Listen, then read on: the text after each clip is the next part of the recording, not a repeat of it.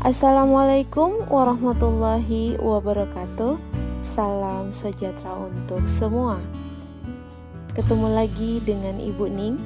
Kali ini kita akan membahas tentang hukum Newton. Mari kita mulai pembahasannya. Mari kita berkenalan dengan Newton. Isaac Newton adalah seorang peneliti berkebangsaan Inggris.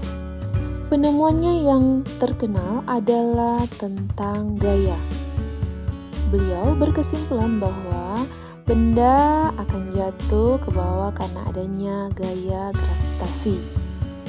Dari penemuannya ini kemudian berkembang dan ditemukan juga penemuan-penemuan lainnya.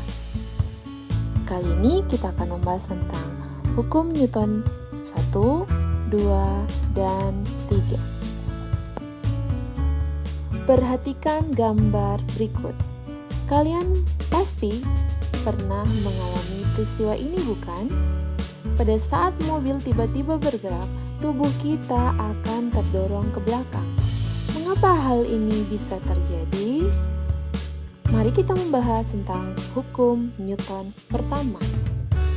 Peristiwa yang terjadi saat kita berada dalam mobil atau kendaraan yang bergerak dapat dijelaskan dengan hukum Newton 1. Bunyi hukum Newton 1, sebuah benda akan tetap diam atau bergerak dengan kecepatan tetap jika tidak terdapat gaya atau resultan gaya atau jumlah gaya yang bekerja pada benda itu. Atau dapat ditulis secara matematis, sigma F itu sama dengan 0. Hukum Newton 1 ini disebut juga hukum kelembaman atau hukum inersia karena setiap benda cenderung mempertahankan keadaan semula. Bila benda itu diam, maka dia akan tetap diam, dan bila benda itu sedang bergerak, maka dia akan tetap bergerak dengan kecepatannya yang tetap.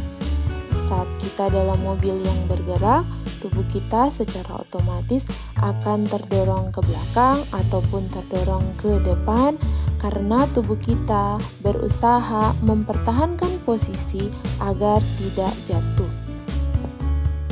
Hukum Newton 2. Perhatikan gambar berikut. Jika kita mendorong dua benda dengan massa yang berbeda, maka pastilah kita akan membutuhkan gaya yang berbeda pula.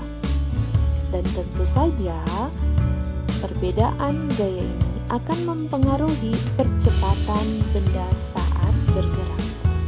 Bunyi hukum Newton 2. Percepatan yang ditimbulkan oleh gaya yang bekerja pada benda berbanding lurus dengan besarnya gaya dan berbanding terbalik dengan massa benda.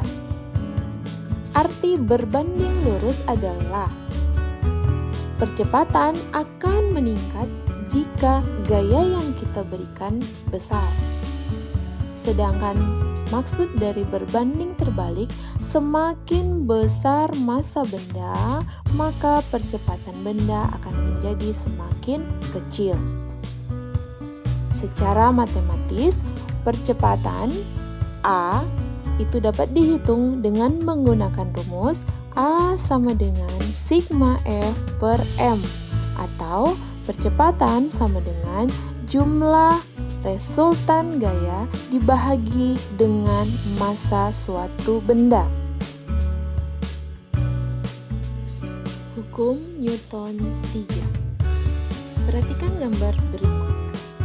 Apabila kita mendorong benda, maka benda cenderung tidak langsung bergerak, tapi seperti ditahan. Penyebabnya adalah pada lantai dan benda terjadi gaya gesek. Mengapa gaya ini bisa terjadi? Gaya ini terjadi karena reaksi dari gaya yang kita berikan. Bunyi hukum Newton 3.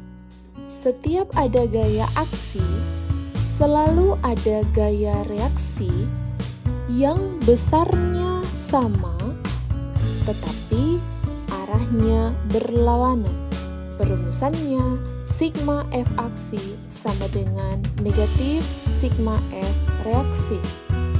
Dari persamaan ini kita dapat jelaskan jika kita mendorong benda dengan gaya 10 Newton, maka akan muncul gaya reaksi besarnya juga 10 Newton tapi arahnya berlawanan.